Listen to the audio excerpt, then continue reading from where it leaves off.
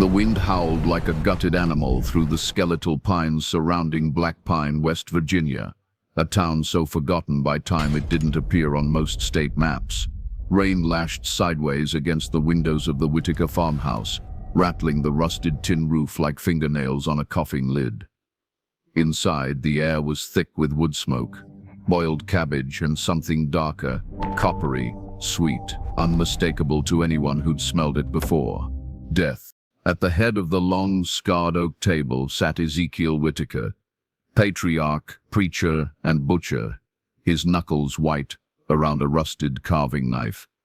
His eyes, milky with cataracts and madness, scanned the faces of his children, all 5 of them blood-born and blood-bound, their names, Mercy, Cain, Ruth, Abel, and Lazarus, all surnamed Whitaker, all products of generations of isolation, scripture twisted into sinew, and the slow rot of inbreeding that turned piety into psychosis.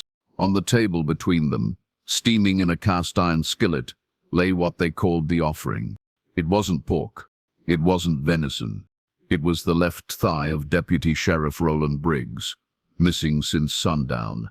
Roland had come to investigate reports of strange lights and screaming from the ridge. He'd parked his cruiser at the edge of the Whitaker property, flashlight cutting through the mist, boots crunching over frost-bitten leaves. He never made it past the porch. Now his service revolver sat on the mantel, still warm from discharge, a single bullet lodged in the ceiling. His badge, bent and bloody, rested beside a chipped porcelain plate holding a human finger, pickled in vinegar, garnished with rosemary. "Bless us, Father," whispered Mercy, her lips cracked and trembling, eyes darting between her siblings like a trapped bird. Ezekiel raised his knife. "We give thanks," he rasped, voice like gravel in a tin can, "for the flesh thou hast provided, for the blood that binds us, for the sin that saves us." A chorus of murmured, "Amen." Then the knife came down, not on the meat, on Abel's hand. A thin red line opened across his knuckles. He didn't flinch. None of them did. Blood welled, dripped onto the table, mingling with gravy and grease. "This," Ezekiel said, lifting the bleeding hand for all to see, "is the covenant. Blood of the lamb, blood of the brother, blood of the trespasser. All are one before the Lord." Cain, the eldest son, grinned, teeth yellowed, gums receding, eyes gleaming with hunger not for food but for chaos. He reached across the table and tore a strip of meat from Roland's thigh with his bare hands. "Tastes like fear," he chuckled, chewing slowly. "Better than last time." Ruth, the middle daughter, stared at her plate. She was 16, or maybe 17. No birth records existed. She'd stopped speaking 3 years ago, after the baptism when Ezekiel drowned their cousin Tabitha in the horse trough to cleanse her of the devil's whisper. Ruth's silence was her rebellion. Her eyes, though, wide, haunted, intelligent, told stories no mouth ever could. Lazarus, the youngest, barely 12, giggled as he sucked marrow from a femur.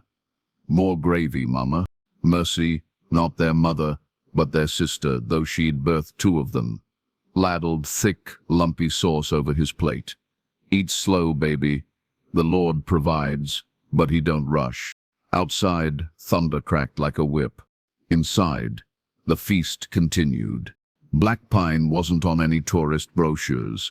Nestled deep in the Appalachian hollows, accessible only by a single-lane road that washed out every spring, it was the kind of place where secrets didn't leak. They fermented. The town's heartbeat was the Black Pine General Store, owned by Harlan Briggs, Roland's uncle. It sold everything from moonshine to mousetraps, gossip to grits. The walls were lined with faded photos of logging crews, high school football teams, and the annual Harvest Blessing, a festival held every October 31st, where townsfolk dressed as saints and sinners and paraded past the Whitaker property, but never stopped, never looked too long, because everyone knew. Not the details, not the full horror, but they knew the Whitakers were touched. New children went missing near their land. New animals turned up flayed and arranged in blasphemous tableaux, knew that if you walked too close to their fence line at night, you'd hear singing hymns in broken harmony, punctuated by wet, tearing sounds, and they knew better than to ask questions. Sheriff Dale Mercer, a man whose badge was heavier than his conscience, had made that clear. The Whitakers pay their taxes, he'd say, sipping bourbon behind his desk. They don't bother nobody less you bother them. Ain't our place to poke the bear. But Roland Briggs had poked, and now he was dinner. Morning came grey and silent. Harlan Briggs stood on his porch, coffee gone cold in his hand, staring down the road toward the Whitaker place. Roland's cruiser was still there. Engine cold, driver's door open, radio crackling with static. "Roland," Harlan called, voice thin with dread. "You out here, boy?" No answer, just the caw of a crow. He walked the half-mile to the cruiser, boots sinking into mud, found Roland's hat on the ground, his flashlight, his notebook, open to a single scrawled line. "They're not animals, they're worse. They prey before they eat." Harlan's hands shook. He radioed the station. "Dale, it's Harlan. Roland's gone. Car's here. Notebook says the Whitakers took him." Static. Then Dale's voice, low and weary. "Sit tight, Harlan. Don't go up there. I'm calling in the state boys." By noon, Black Pine was crawling with men in uniforms. State police, FBI liaisons, forensic techs in white coveralls, looking wildly out of place against the backdrop of rusted pickups and barking hounds. Lead investigator, Special Agent Daniel Cross, late 30s, sharp-eyed, ex-military, transferred from the Atlanta field office after handling a cult compound standoff. He carried himself like a man who'd seen hell and wasn't impressed. He stood at the edge of the Whitaker property, staring up at the house through binoculars. 2 stories. Collapsed porch. Windows boarded or broken. Smoke curling from the chimney. "Place looks abandoned," muttered Deputy Lang, a local boy with acne and a shotgun. "Then why's there smoke?" Cross replied. He ordered perimeter surveillance. No one in, no one out. Then he knocked. The door creaked open. Mercy stood there, barefoot, dress stained, hair matted. She smiled. "You're lost?" Cross held up his badge. "We're looking for Deputy Briggs." Mercy tilted her head. "Ain't seen him. We don't get many visitors." Behind her, the smell hit Cross like a fist. Rot, grease, iron. He stepped forward. She didn't stop him. The house was a museum of madness. Walls covered in scribbled Bible verses, psalms twisted into justifications for violence. "Thou shalt not suffer a witch to live," underlined 100 times. "The flesh profiteth nothing," crossed out, replaced with "the flesh is the prophet." In the kitchen, the table was still set. Plates, silverware, half-eaten, something congealing on a platter. Cross didn't need a lab to know. He turned to Mercy. "Where's your father?" She pointed upstairs. "He's praying." The stairs groaned under Cross's weight. At the top, a single door, locked. He kicked it in. The attic was a chapel of horrors. Candles flickered around a crude altar made of stacked Bibles and human skulls. 3, maybe 4. Their teeth still intact. Chains hung from the rafters. Hooks, rusted surgical tools. And in the center, kneeling, hands clasped, eyes rolled back, Ezekiel Whitaker. He didn't turn. "Come to join the communion, agent." Cross drew his sidearm. "On your feet, now." Ezekiel rose slowly, joints popping. He turned. His face was a roadmap of scars and sores. His breath reeked of decay. "You don't understand," he whispered. "We're not monsters. We're chosen. The Lord told me, Ezekiel, eat of the flesh, drink of the blood, and ye shall be as gods. We're cleansing this land, one sinner at a time." Cross back toward the stairs. "Where's Roland Briggs?" Ezekiel smiled. "In us. The arrest. November 1, 1987. They took them all. Ezekiel first, cuffed, spitting scripture, laughing as they dragged him down the stairs. Then Cain, struggling, biting, screaming about false prophets. Ruth, silent, vacant, clutching a stuffed rabbit with no eyes. Lazarus, crying, asking for more pie. Mercy, calm, smiling, singing a lullaby as they led her to the cruiser. Neighbors watched from porches. No one spoke, no one moved, except Harlan Briggs. He stood in the road, tears cutting tracks through the grime on his face, screaming at the sky. You let this happen, all of you. You knew. No one answered. The farmhouse became a crime scene of unprecedented horror. Forensics catalogued 14 human teeth, matched to 6 missing persons reports dating back to 3 femurs boiled clean, stored in mason jars labeled Sunday Best. A ledger, handwritten by Ezekiel, detailing offerings by date, name, and flavor profile. Sheriff Miller, gamey like old venison. School teacher Ellis, sweet like chicken. Polaroids, dozens. Men, women, even children. Bound, terrified, then dismembered. Some mid-prayer, some mid-meal. The most chilling, a photo of Roland Briggs, alive, gagged, kneeling at the table, surrounded by the Whitakers, all smiling. The caption, in Ezekiel's shaky script, Thanksgiving early, God is good. By week's end, Black Pine was a ghost town, overrun by reporters, camera crews, true crime podcasters, before podcasts existed.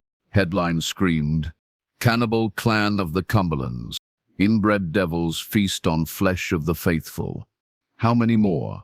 Towns silent for decades. Talk shows debated. Were they insane? Evil? Products of poverty and isolation? Religious scholars dissected Ezekiel's warped theology. Geneticists confirmed what locals whispered. DNA tests showed Cain and Mercy were not just siblings. They were father and daughter. Ruth and Lazarus, brother and sister, and half-siblings to their own mother. The family tree wasn't a tree. It was a noose. The prosecution thought it was open and shut. Murder, cannibalism, desecration, conspiracy. But Ezekiel refused to plead. Instead, he demanded a trial and insisted on representing himself. I speak for the Lord, he told the judge, and he don't need no fancy lawyer. The judge, overwhelmed and out of his depth, allowed it. Big mistake. Ezekiel turned the courtroom into a pulpit. He quoted Leviticus. He sang hymns during testimony. He called witnesses unworthy vessels. He demanded the jury taste the flesh to know its truth. And then, the twist. Cain took the stand, not to defend, to accuse. Daddy didn't kill nobody, he drawled, smirking at the jury. We found him dead. We just recycled. Waste not, want not. The courtroom gasped. Cain leaned into the mic. Y'all want to know who really killed him? Ask Sheriff Mercer. Ask Mayor Claiborne. Ask the men who paid us to make problems disappear. Silence, then chaos. That night, Cross received a call from his supervisor in Richmond. Drop it, Danny. The governor's office is getting heat. This is turning into a national embarrassment. What? They're confessing to murder. Cain's lying. Obvious ploy. And Ezekiel's a lunatic. Case is falling apart. We need to wrap it clean. Clean? There's nothing clean about this. Then make it clean, or you're off the case. Cross slammed the phone down. He drove to Black Pine General Store. Harlan Briggs was waiting. I told you they knew, Harlan whispered, handing Cross a manila envelope. Roland found this before he went up there, said it was the key. Inside, bank statements, property deeds, a list of names, local officials, businessmen, even a state senator, all linked to payments made to the Whitakers over 50 for disposal services. Cross's blood ran cold. This wasn't just a family of monsters, it was a business. Cross went underground. He interviewed former town clerks, retired deputies, drunks in alleyways. Piece by piece, the truth emerged. Black Pine had a problem with undesirables, drifters, addicts, runaways, whistleblowers, people who asked too many questions, people who threatened the town's fragile economy, built on illegal logging, unregulated mining, and backroom deals. So they paid the Whitakers to make them vanish. Not just kill them, consume them. No bodies, no evidence, no loose ends, the perfect disposal system. And the town looked away, because it was easier, because it was profitable, because, as Mayor Claiborne once drunkenly told a mistress, the Whitakers ain't cannibals, they're sanitation. Cross broke into the sheriff's office, found the evidence locker, Roland's personal effects, untouched, including a cassette tape. He played it in his car. Roland's voice, shaky, urged, "If you're hearing this, I'm dead." The Whitakers didn't start this. They were hired, paid in cash, land, silence. Sheriff Mercer's got the ledger. Page 47, names, dates, payments. They've been cleaning up messes since '72. Last week they took Jimmy Claiborne, the mayor's nephew, caught him skimming from the mine payroll. They didn't just kill him, they fed him to the others at Sunday supper. I'm going up there tonight. If I don't come back, tell my girl I love her, and burn this town to the ground. Cross stared at the tape. Then, at the town sleeping under a blood-red moon, he made a decision. Cross confronted Sheriff Mercer at his home. Played the tape. Mercer didn't deny it, just sighed. "You don't get it, Danny. This town was dying. The mines closed. The mills shut down. We needed order, control. The Whitakers, they were the price. You let them eat people, we let them eat problems." Cross drew his gun. "Where's the ledger?" Mercer smiled. Too late. Sirens wailed outside. State police, FBI, news vans. Cross was arrested for tampering with evidence and unauthorized investigation. As they cuffed him, Mercer leaned in. "Enjoy prison, agent, and pray the Whitakers don't get hungry in there." Without Cross, the case unraveled. Cain recanted his testimony. Ezekiel declared the trial a test from Satan and refused to participate. Key witnesses disappeared. The judge declared a mistrial. The Whitakers were remanded to a state psychiatric facility for evaluation. The town exhaled. Justice, it seemed, had been served. Or rather, buried. Snow fell softly over the West Virginia hills. At the Black Ridge Psychiatric Hospital, orderlies made their nightly rounds. Room 7B, the Whitaker family suite, was quiet. Too quiet. The door was unlocked.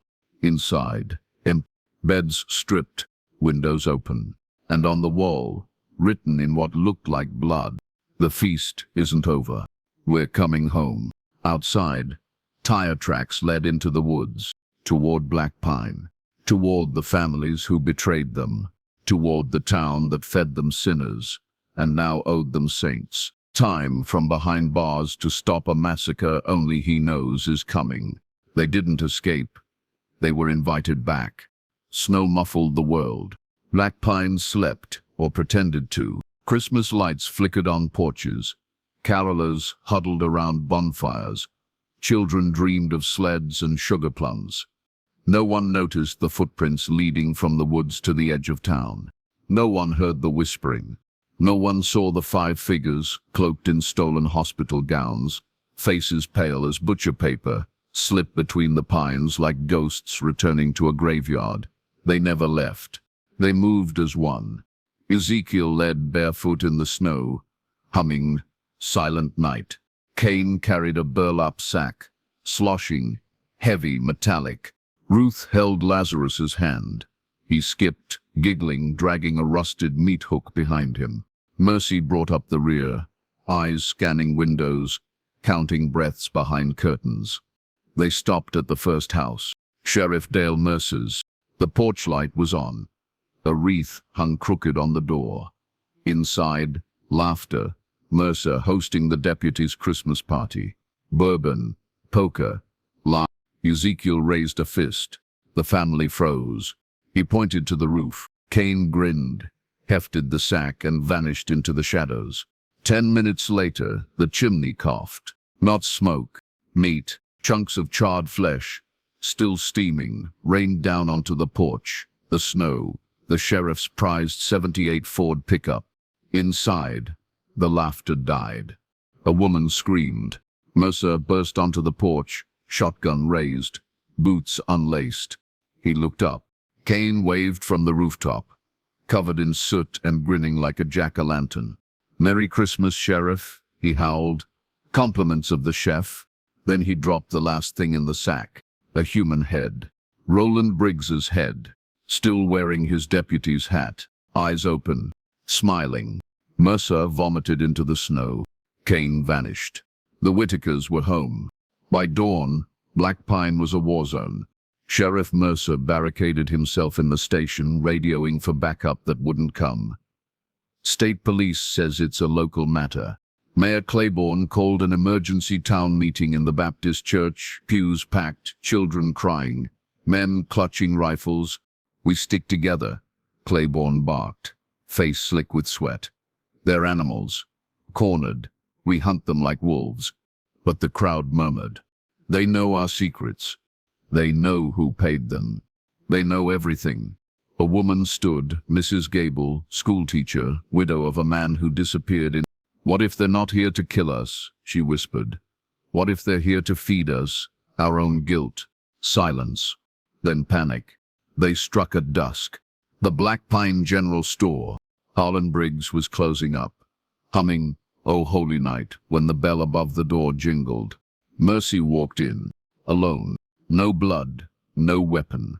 Just a girl in a tattered dress, snow melting in her hair. "Can I help you, honey?"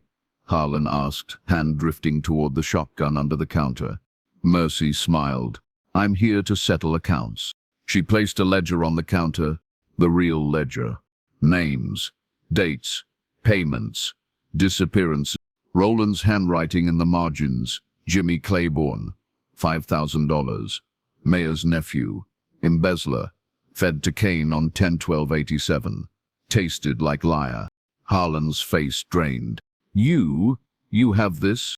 Mercy nodded. "Daddy says truth is the first ingredient." She turned to leave.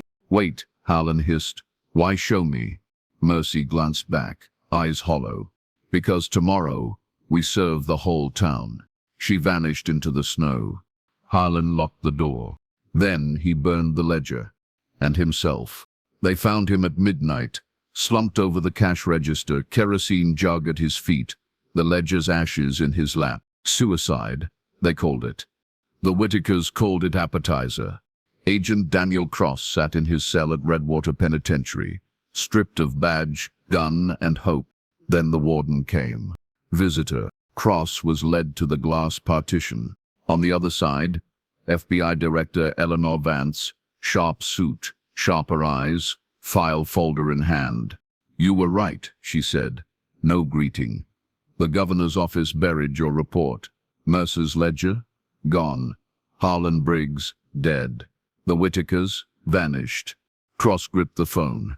"They're back. They're killing." Vance slid a photo through the slot. Aerial shot of Black Pine. Red X's marked 3 houses, all burned last night. No bodies, just meat hooks in the rafters. And this, she tapped another photo. A billboard on Route 17, spray-painted in blood red. Black Pine's Last Supper, reservations required. Bring your sins. We'll provide the knives. Love, the Whitakers. Cross's stomach turned. "Why are you here?" Vance leaned in. "Because I'm pulling you out. Governor's under federal investigation. We need you to stop them before they turn this into a national spectacle." Cross stared. "You threw me in here, and now I'm breaking you out. You know them. You know the town. You're the only one who can end this." She slid a key across the glass. "Be at the south gate in 1 hour. Cars waiting. Go dark. No contact. If you're caught, you were never released." Cross took the key. What's my jurisdiction? Vance stood. You don't have one. You're a ghost. And ghosts don't leave records. She walked away. Cross looked at the photos. The Whitakers weren't just killing. They were curating. And Black Pine was their gallery. Cross drove through the snow, headlights cutting through dusk. Radio silent. He didn't go to the station. He went to the cemetery. Black Pine Memorial, rows of headstones. Many unmarked, many fresh. He found Roland Briggs's grave, dug that morning. No body. Just a marker. Cross knelt, brushed snow from the stone. I'm sorry, brother. I'm gonna fix this. Behind him, a voice.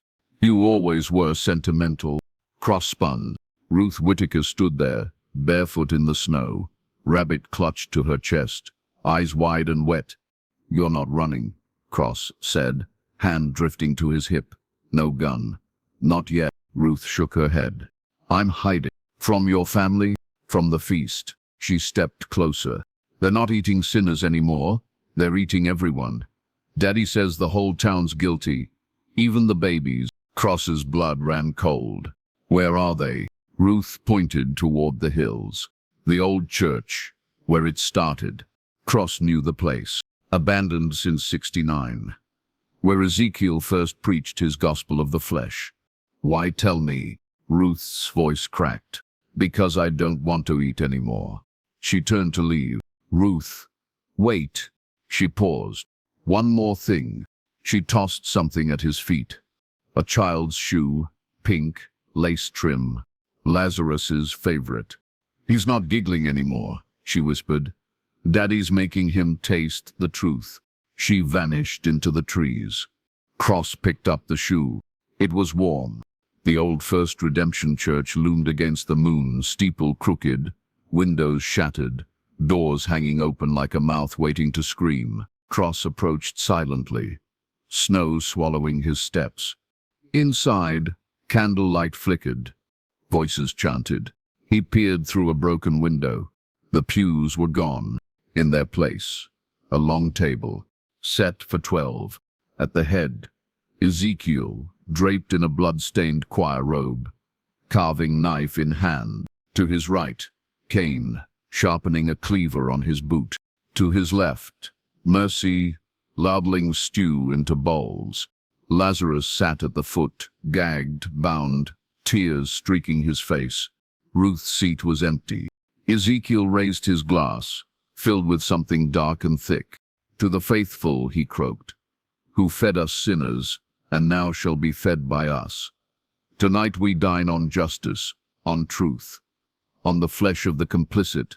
Cain laughed. Who's first, Daddy? The mayor, the sheriff, the snitch who burned the ledger?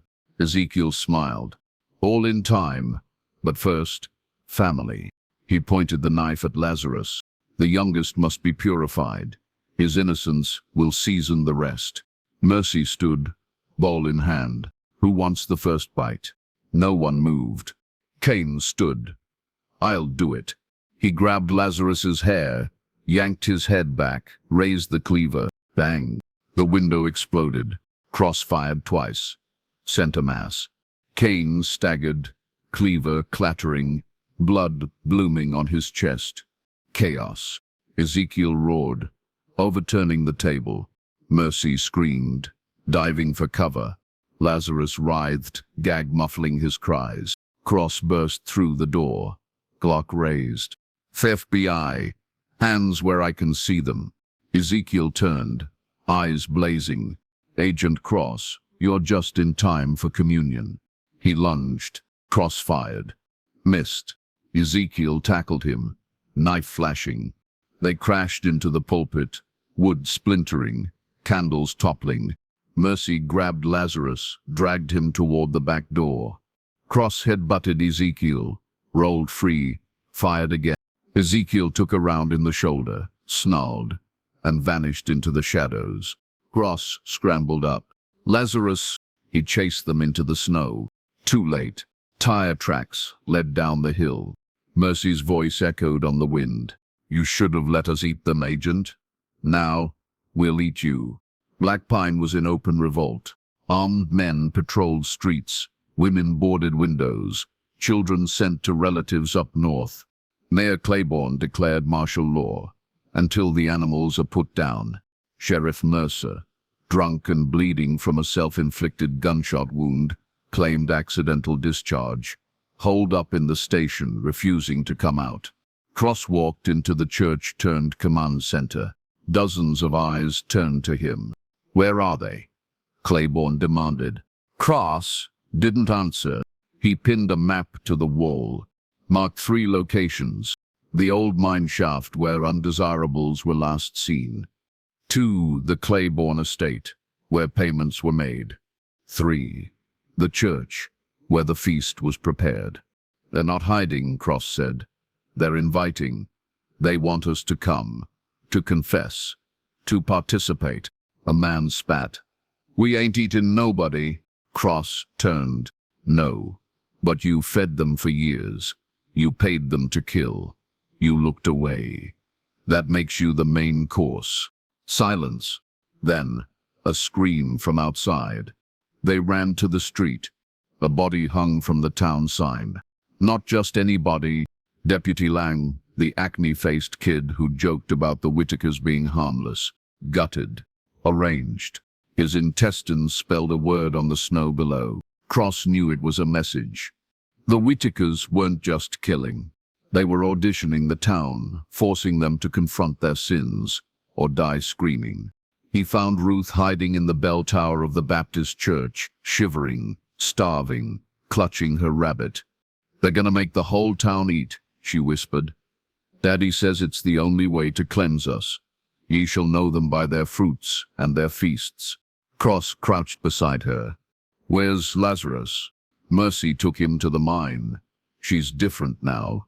She talks to him, sings, but her eyes, they're Daddy's eyes. Cross handed her a protein bar. "Help me stop them." Ruth shook her head. "You can't kill them. They're not people anymore, they're hunger. Then we trap them." Ruth looked up. "How?" Cross smiled grimly. "We give them what they want. A feast. With the whole town invited." They gathered in the town square, 200 souls, armed with rifles, pitchforks, torches. At the center, a long table, roast pig, loaves of bread, jugs of wine, and at the head, Mayor Claiborne, sweating in a suit 2 sizes too big. Cross stood beside him, hidden mic in his collar, rifle slung across his back. "This is madness," Claiborne hissed. "No," Cross said. "This is justice. They want a show. We give them one." He nodded to Ruth, hidden in the clock tower. She pulled the lever. Church bells tolled 3 times. Then, silence. Snow fell. Wind howled. Then, laughter. Kane limped into the square, bandage soaked through, cleaver in hand. Behind him, Mercy, leading Lazarus by a chain. And behind them, Ezekiel, draped in a butcher's apron, knife glinting. No words. They walked to the table. Sat. Ezekiel raised his glass. "To Black Pine, the town that fed us and now feeds with us." He drank. The crowd didn't move. Kane stood, slammed his cleaver into the table. "Eat," he roared, "or be eaten." Cross stepped forward. "Enough." He ripped off his coat, revealed a Kevlar vest and a wire. "Federal sting." "Ezekiel, it's over." Ezekiel laughed. "We know." He pointed to the rooftops. Snipers, FBI, state police, all lowering their rifles, all stepping back, all walking away. Cross's blood froze. "What?" Mayor Claiborne stood, smiling. "Sorry, Agent. The governor's office called, said you were unauthorized."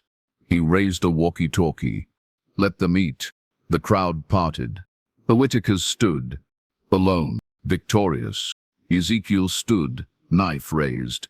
"Who's first?" Cross was tackled from behind. Sheriff Mercer, sobbing, pressing a gun to his head.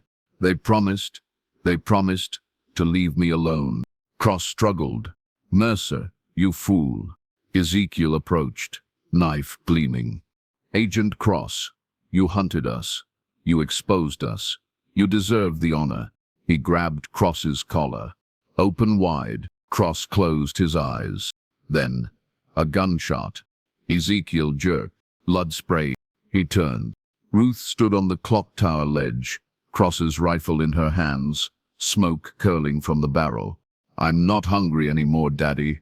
Ezekiel smiled. My little saint. He collapsed. Cain roared, charging the tower. Mercy screamed, dragging Lazarus toward the woods. Cross broke free, sprinting after them.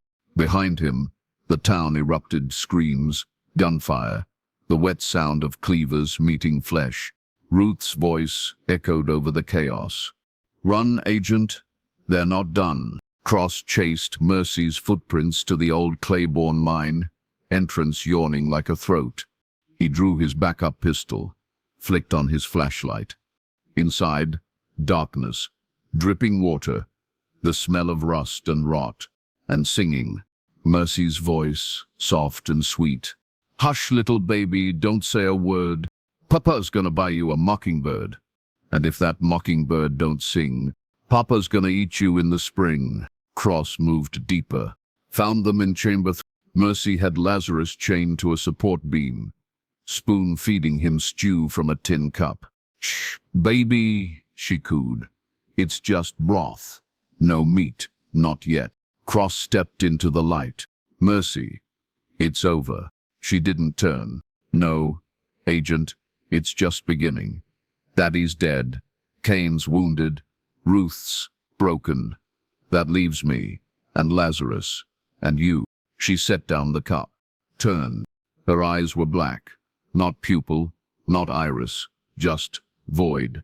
The Lord spoke to me today, she whispered. Said I'm the new shepherd, that I must feed the flock, even if the flock is screaming. She drew a knife from her apron. Cross raised his gun. Don't. Mercy smiled. You won't shoot, not with Lazarus here. She grabbed the boy, pressed the knife to his throat. Choose, Agent, him, or the town. Cross's finger trembled on the trigger. Then, a sound, growling, from the tunnel behind Mercy. Something moving, fast. Mercy turned, too late. Cain lunged from the dark, half his face blown off, one eye dangling, cleaver raised. Mine, he howled. He swung. Mercy shoved Lazarus aside, took the blow across the back. Spine cracked. She fell, screaming, blood pooling. Cain stood over her, panting, drooling. Family first, he giggled. He raised the cleaver again. Bang! Cross shot him in the skull. Cain dropped, dead. Mercy crawled toward Lazarus, hand outstretched. Baby, come to Mama. Lazarus didn't move, just stared. At Cross, at the bodies, at the knife. Then he picked it up, walked to Mercy, and stabbed her. Once, twice, 10 times. Cross didn't stop him, couldn't. Mercy's last words. Good boy, now you're ready. Lazarus dropped the knife, looked at Cross, smiled. Can I have pie now? Dawn broke over Black Pine. The snow was red. The town, silent.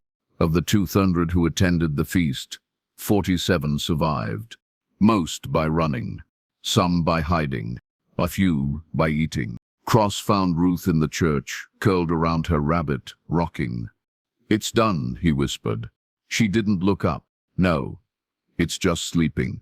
He carried her out. Lazarus followed, holding Cross's hand, humming Silent Night. At the edge of town, FBI vans waited. Director Vance approached. Status, Ezekiel and Cain. Dead. Mercy dead. Ruth, alive. Lazarus, complicated. Vance eyed the boy. He's 12. He's been through hell. He stabbed his mother to death, smiled while doing it. Vance sighed. We'll call it trauma. He'll go to St. Agnes, best psychiatric facility in the state. Cross nodded. What about the town? Vance handed him a file. Governors resigning. State police under investigation. Every official in Black Pine will be charged. Eventually. And the survivors? The ones who ate? Vance's eyes hardened. They'll say they were coerced, starving, scared. The courts will believe them. Cross looked back at the town, burning, screaming, forgiving itself already. He turned to Ruth. What do you want?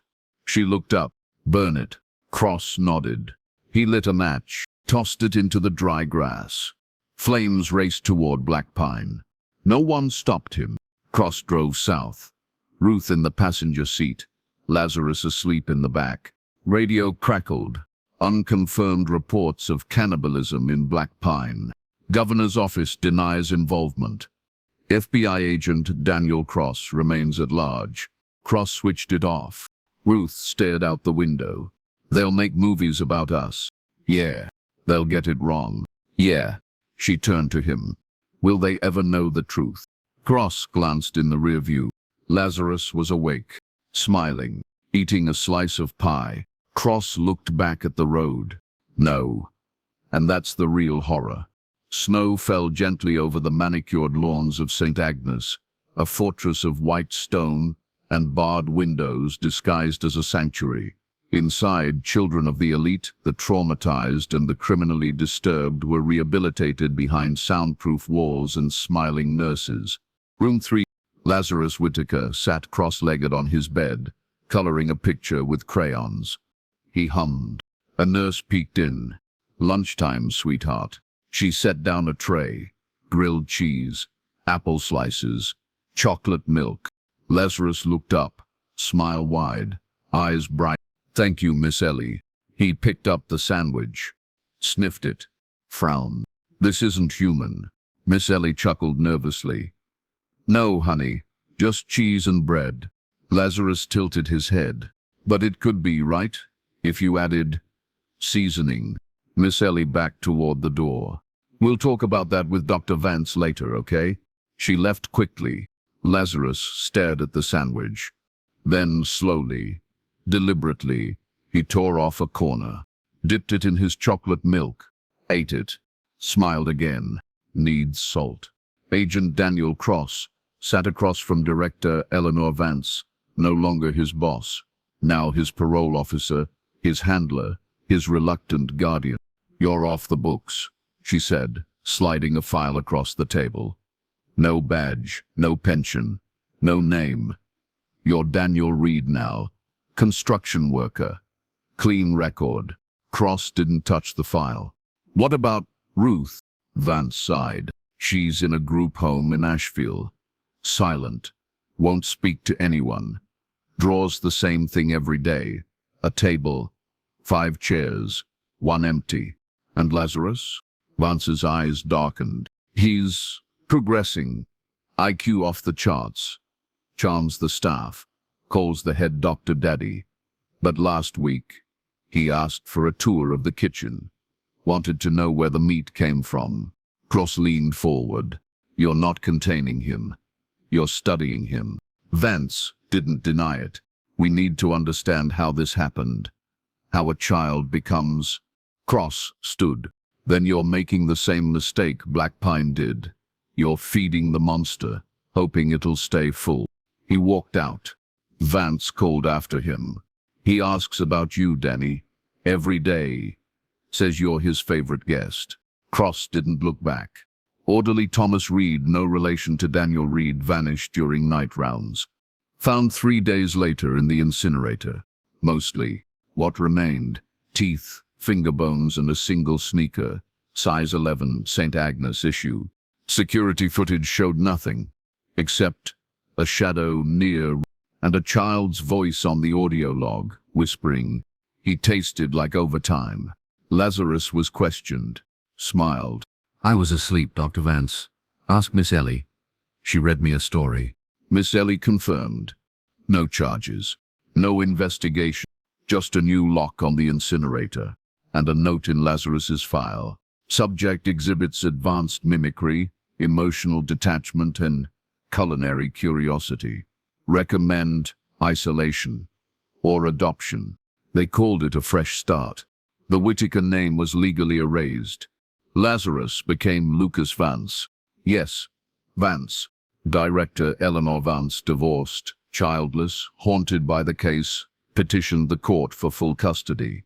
Trauma bonded us, she testified, eyes glistening. He needs structure, love, a mother. The judge, unaware of her role in the cover-up, granted it. Cross watched from the back of the courtroom. Lazarus, now Lucas, caught his eye.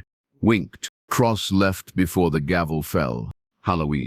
The Vance home glittered with jack-o'-lanterns, cobwebs and costumed children shrieking for candy. Inside, Lucas, now 12, polished, polite, handed out Snickers bars with a practiced smile. "Happy Halloween, Emily. Love your witch costume." "Thanks, Lucas. Your house is the best." He closed the door, turned to Eleanor. "Can I carve the next pumpkin, Mum?" She ruffled his hair. "Of course, sweetheart." He skipped to the kitchen, picked up the largest pumpkin and the sharpest knife. Eleanor watched from the doorway. "Careful, honey." Lucas grinned. "I always am." He plunged the knife in, not into the pumpkin, into his own palm. Blood dripped onto the countertop. Eleanor gasped. "Lucas, what are you doing?" He held up his bleeding hand, testing the blade. "Gotta be sharp for Thanksgiving." He licked the blood, smiled. "It's sweet this year, Mum, just like you." Eleanor didn't scream. She didn't cry. She called her lawyer. Lucas vanished from his bedroom. Window open, bed cold. On the pillow, a note written in ketchup. "Gone to find my real family. Don't worry, I'll save you a seat. Love, Lazarus." Eleanor called Cross. He answered on the first ring. "He's gone." "I know. Will you find him?" Cross looked out his window at the rain, at the road, at the ghosts. "Yes." "Why?" Cross hung up. The town was a ghost. Burned buildings, overgrown streets, no signs, no people, just wind and whispers. Cross walked the ruins of the Whitaker farmhouse, charred beams, melted silverware, a single child's shoe still pink, still laced. He knelt. Something glinted in the ashes. A locket. He pried it open. Inside, a photo. Ezekiel, Mercy, Cain, Ruth, Lazarus, all smiling. Caption: family reunion. 9. Cross pocketed it. Then he heard it, singing. From the woods. "Hush, little baby, don't say a word."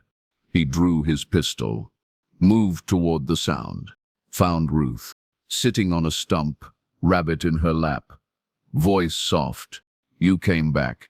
Cross lowered his gun. "Where is he?" Ruth pointed to the mine. "He's waiting. He says you're the guest of honor." Cross started walking. Ruth called after him. "He's not a boy anymore, Danny. He's what they made him. What you let him become." Cross didn't answer. The mine was colder now. Darker. Candles lined the walls. At the end of the tunnel, a table, set for two. Lazarus, no longer Lucas, sat at the head, now 16, tall, lean, eyes black as the coal around them. He wore a suit and an apron. "Agent Cross," he said, standing, bowing slightly. "So good of you to come. I've prepared something special." Cross kept his gun raised. "Where's Ruth?" Lazarus gestured to the stew pot simmering on a camp stove. "She's in the broth. Said she was tired of running, wanted to be part of the family again." Cross's finger tightened on the trigger. "You're sick." Lazarus smiled. "No, I'm awake. You taught me that. You showed me the world doesn't punish monsters. It adopts them, promotes them, lets them carve the turkey at Christmas." He lifted the ladle. "Sit, eat, or I'll feed you to the next town." Cross didn't move. Lazarus sighed. "Fine." He threw the ladle. Cross ducked. It clattered behind him. When he looked back, Lazarus was gone, vanished into the tunnels, leaving the stew and a note. "Next stop, Charleston. Mom's making pie. You're invited." Cross drove through the night, called in favors, burned his last ID, bought a rifle, ammo, a shovel. He arrived in Charleston on the Eleanor Vance's house was dark. No car in the drive, no lights. He broke in, found the kitchen spotless, except for one thing, the oven, on. Inside, a pie, cooling. He opened it. Not apples, not cherries. Teeth, human. With a note tucked under the crust. First course. Main dish is at City Hall. 8 p.m. Don't be late. Your son. The annual Charleston Unity Gala. Politicians, donors, socialites, all sipping champagne under crystal chandeliers. Eleanor Vance stood at the podium, pale but poised, preparing to speak. Cross burst through the doors. Everyone out, now. Confusion. Then screams. Lazarus dropped from the balcony, suit torn, face painted like a grinning skull, cleaver in hand. Dinner is served, he howled. Chaos. Guests stampeded. Lazarus leapt onto the buffet table, slicing through linen, china, flesh. He grabbed the mayor's wife, dragged her to the stage. Who wants dessert? He screamed, pressing the cleaver to her throat. Cross raised his rifle. Too many people. Too close. Lazarus saw him, smiled. Daddy's here. He shoved the woman aside, charged. Crossfired, hit his shoulder. Lazarus staggered, but didn't fall. Laughed. You can't kill hunger, Agent. It just changes shape. He lunged. Cross sidestepped. They crashed through a window. Fell 3 stories. Landed in the fountain. Cross groaned, ribs broken. Lazarus stood, bleeding, grinning. Now, where were we? He raised the cleaver. Bang! A single shot. Lazarus's head snapped back. He dropped. Cross looked up. Eleanor Vance stood at the broken window, smoking pistol in hand, tears streaming. I'm so sorry, she whispered. Cross crawled to Lazarus, turned him over.